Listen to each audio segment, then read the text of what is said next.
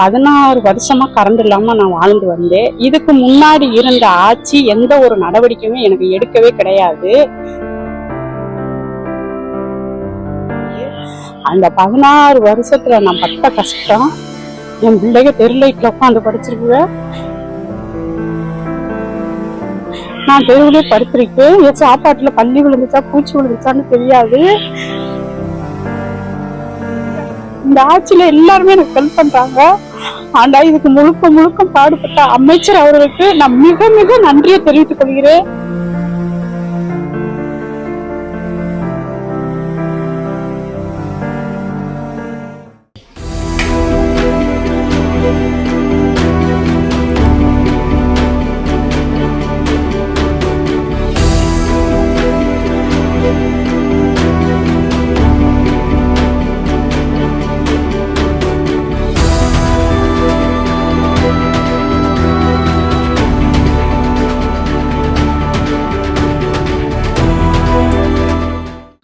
என் பேர் நந்தினி, என் வீட்டுக்காரர் பேரு வேல்முருகன்.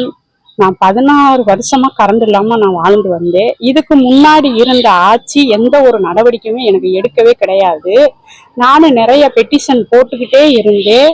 என் பிள்ளைய படிப்பை கெடுத்து திங்கக்கிழமை மனு நீதி நாளில் போய் ஒவ்வொரு நாளும் கலெக்டர் ஆஃபீஸில் உட்காந்து மனு போட்டுக்கிட்டே இருந்தேன். யாருமே அதுக்கான முயற்சி எதுவுமே எனக்கு எடுத்து பார்க்க கிடையாது. அந்த 16 வருஷத்துல நான் பட்ட கஷ்டம், என் பிள்ளைங்க தெருலைட்ல உட்காந்து படிச்சிருக்குவேன். நான் தெருவிலே படுத்திருக்கேன். என் சாப்பாட்டுல பள்ளி விழுந்துச்சா பூச்சி விழுந்துச்சான்னு தெரியாது. ஒரு ஃபேன் காத்துல நிம்மதியா படுக்க முடியாது. அதுல நிறைய கஷ்டம் நான் அனுபவிச்சு வந்திருக்கேன். அதுக்கப்புறம் இந்த ஆட்சி வந்து எனக்கு எல்லாருமே ஹெல்ப் பண்ணாங்க. இந்த ஆட்சியில எல்லாருமே எனக்கு ஹெல்ப் பண்றாங்க. ஆனா இதுக்கு முழுக்க முழுக்க பாடுபட்ட அமைச்சர் அவர்களுக்கு நான் மிக மிக நன்றியை தெரிவித்துக் கொள்கிறேன். இருந்தடைந்த வீட்டை வந்து வெளிச்சமாக்கி கொடுத்து 2 நாள்ல எனக்கு வெளிச்சமாக்கி கொடுத்த அமைச்சருக்கு மிக்க நான் நன்றியை தெரிவித்துக் கொள்கிறேன்.